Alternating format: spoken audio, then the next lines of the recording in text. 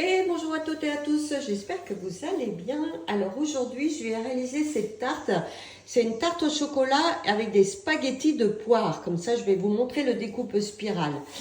Alors, pour ce qui est de la recette, je la commence la veille pour la pâte en fait. Parce que la pâte, il faut déjà faire une première cuisson. Donc là, on va mettre 30 grammes de noisettes donc que j'ai fait torréfier. C'est-à-dire je les ai mis un peu au four pour pouvoir retirer la peau. Donc là, 30 grammes. Ensuite, on va mixer tout ça 10 secondes, vitesse 9. Donc là, je fais play. Donc là, il a terminé. Il m'a mixé mes noisettes. Je vous montre. Voilà, ça c'est super. Donc là, on va rajouter donc tous les ingrédients qu'il nous demandent. Donc 85 grammes de beurre.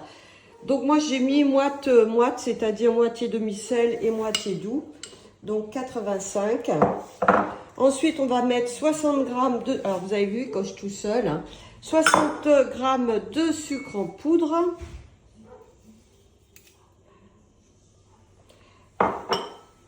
Un œuf et un jaune. Alors ça, du coup, l'œuf, il ne va pas le cocher. Alors, si vous voulez aller à la farine, vous pouvez le coucher. Et 180 grammes de farine. Donc, je vais fermer tout ça. Hop. Donc, de bien mettre le couvercle, hein, vous voyez, à côté de la poignée. Et là, je vais mixer 30 secondes, vitesse. Je vais tirer la pâte du bol. Alors, je vous dis pas, elle sent vraiment la noisette. Ça a une parfum à la noisette, ça va être top. Donc là, j'ai mis un film. Alors, je retire la pâte. Alors, vous savez, je tourne le bol. Voilà, je tourne un petit peu. Je mets toujours pour faire tourner comme ça pour tout ce qui est pâte. Hein.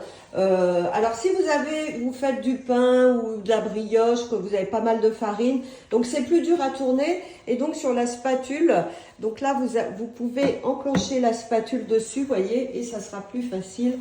Donc, pour tourner. Vous lui donnez une forme aplatie. Là, ça sera plus facile à étaler. Donc là, je vais la réserver au moins 30 minutes au frigo. Là, je vais étaler ma pâte entre deux feuilles de papier cuisson. C'est plus facile de la grandeur donc de mon moule.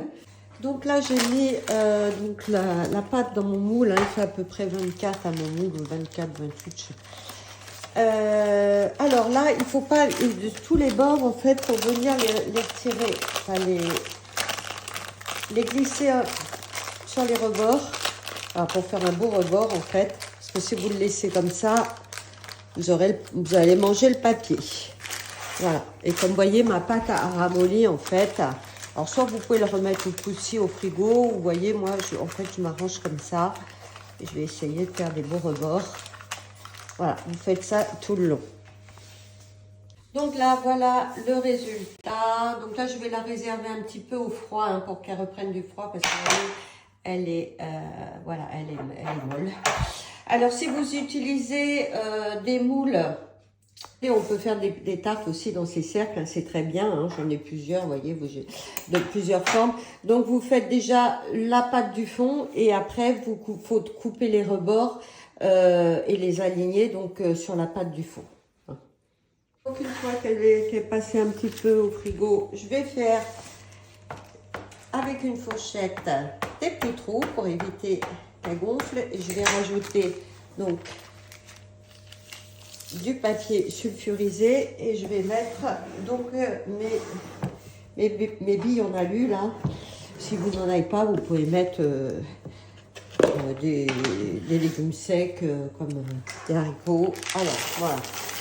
Donc là, j'ai fait préchauffer mon four à 180. Je vais l'enfourner 15 minutes à 180. Je vais baisser mon four à 120 et 5 minutes. Donc voilà le résultat de ma plate qui est pré-cuite. Alors là, on est le lendemain puisque moi, j'avais préparé Alors, je vous montre ma tarte, mon fond de tarte. Donc là, il a pré-cuit. Donc ça, je l'ai préparé la veille, comme ça me fait ça au moins à faire le jour même. Mais vous pouvez très bien enchaîner la recette, bien sûr. Donc là, du coup, pour aller rechercher ma recette que j'avais mis donc dans ma semaine. Donc là, je vais rechercher ma recette. Et là, je vais vous montrer comment aller là à l'étape où je veux. En fait, je fais défiler. Alors, je fais démarrer, pardon, déjà. Et là, alors la pâte, ben, je l'ai déjà faite. Hein. Donc, je fais défiler. Donc, beurrer le moule à tarte, etc. Enfourner cuire 15 minutes. Donc là, je vais aller au chocolat. Donc là, j'ai 3 petits points en haut à droite. Et je fais définir comme étape en cours. D'accord? Et là, je vais mettre mon chocolat, donc 180 grammes de chocolat noir.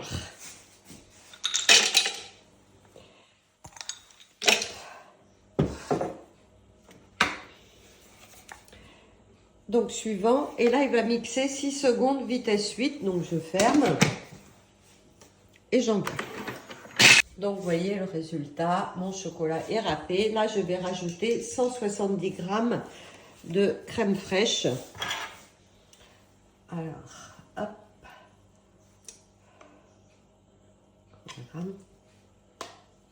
Un peu plus, c'est pas grave. Et là, il va chauffer 6 minutes 90, vitesse 2. Hop, c'est parti. Aussi, pendant qu'il fonctionne, donc là, il est à 90 degrés, vitesse 2. Donc, quand il est toujours à 2,5, le bol se ferme. Mais à tout moment, en fait, vous pouvez ouvrir, vous voyez, et regarder ce qui se passe. Voilà, et refermer. Et il va reprendre donc, son cours de cuisson. Donc ça c'est top aussi. Donc là, il a terminé. Il nous dit d'ajouter 2 jaunes d'œufs. Donc 2 jaunes d'œufs. Et 50 grammes de sucre en poudre.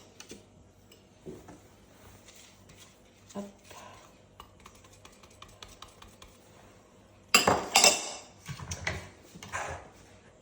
Donc là, il va mélanger 1 minute vitesse 3. Je referme et j'envoie sur play. Donc là, il me dit de mettre cette crème donc dans mon moule. Et puis, on va s'attaquer donc aux spaghettis de poire. En attendant, il faut nettoyer son bol. Donc là, j'ai mis 1 litre d'eau, 2 gouttes de produit vaisselle. Alors, quand vous êtes sur une recette, pour aller chercher le mode nettoyage, vous faites descendre l'écran, mode nettoyage, et je vais faire un express. Donc, c'est parti. Ici, ma tarte. Donc là, vous répartissez bien la préparation au chocolat. Voilà. Alors, mes poires, ils disent 6 poires, je crois, dans la recette. Elles sont grosses, hein, c'est des grosses poires. Donc, j'en ai pris que 3. On va voir ce que ça donne. Là, j'ai bien nettoyé mon bol. Donc, pour revenir sur la recette, vous refaites descendre et vous rappelez votre recette. Et elle se met où vous étiez. Donc, maintenant, on va parler du découpe spirale pour faire donc les spaghettis de poire. Donc là, vous voyez, ils vous disent d'insérer donc l'axe sur les couteaux. Il va s'emboîter. Hop.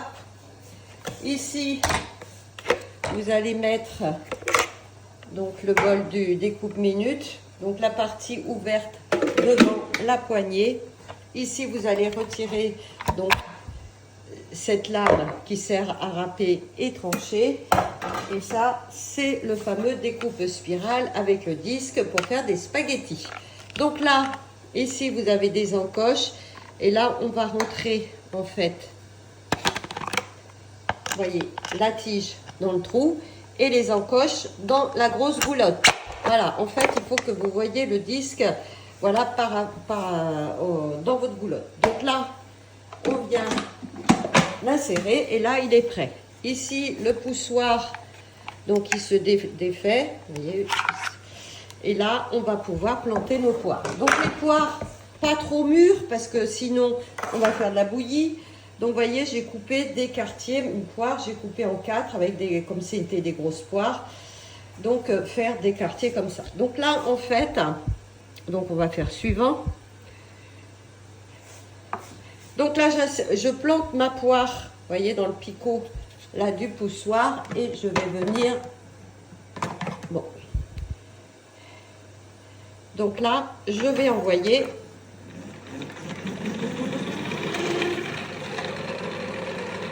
Voilà, je vais continuer à en fait entraîner.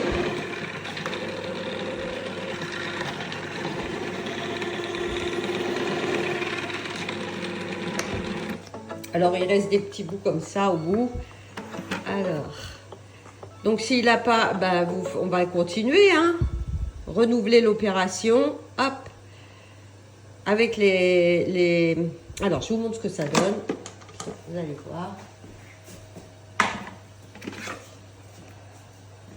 Voilà.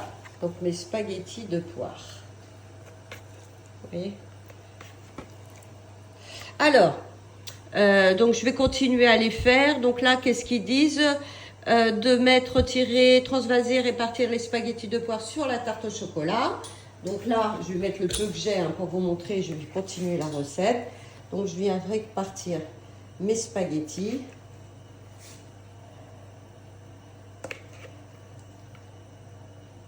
Bon, il ne faut pas que ce soit plus mûr hein, la poire, hein, sinon ça sera de la bouillie. Donc là, je vais répartir tout ça, je vous montre à la fin. Je veux répéter l'opération, en fait, vous revenez ici, hop, et définir comme étape en cours, d'accord? Et allez, c'est reparti, et je continue mes spaghettis. Voilà ma tarte avec les spaghettis. Donc là, je vais l'enfourner à 180 degrés pendant 35 minutes. Faire une petite variante, donc ma tarte est en train de cuire et va cuire les poires, mais il me restait encore quelques spaghettis. Donc je vais faire deux textures. Quand ma tarte va sortir, je remettrai un peu de poire donc fraîche et pour pouvoir les conserver. J'ai fait un sirop à base d'eau, de citron et de sucre, mais je vais juste pas les mettre longtemps, hein, c'est juste 1 minute et je vais les égoutter. Hop, je fais ça et je les passe à la passoire. Voilà, c'est vraiment un aller-retour, hein, c'est pour éviter qu'elle s'oxyde, hein, voilà, en attendant que ma pâte soit cuite. Comme ça, j'aurai deux textures de poire, une cuite et une avec des poires, voilà. Après, pour le laver, ça, il faut le démonter hein, pour nettoyer, vous voyez. Donc, il y a des encoches, là, vous tirez dessus. Voilà, vous voyez, vous pouvez le nettoyer à l'intérieur. Ou changer le disque, hein, puisque vous avez le disque noir donc, qui permet de faire donc, des spirales de légumes. Et pour le remettre, vous voyez, c'est tout simple. Hop, vous cliquez dessus, voilà. Là, le résultat, là, elle a cuit à peu près 35 minutes. Donc là, je vais la laisser refroidir et après, je mettrai donc mes autres poires que j'ai mis dans le sirop là du coup et un peu de crème fouettée aussi pour la décoration. Donc je rappelle que les poires, faut que des poires pas mûres, hein, sinon vous n'aurez pas le résultat escompté, ce serait dommage. Les miennes, elles étaient limites. Bon, bah écoutez, j'espère que cette petite vidéo vous a plu et vous a donné aussi envie de réaliser donc cette super tarte. Et je vous dis à bientôt pour d'autres recettes.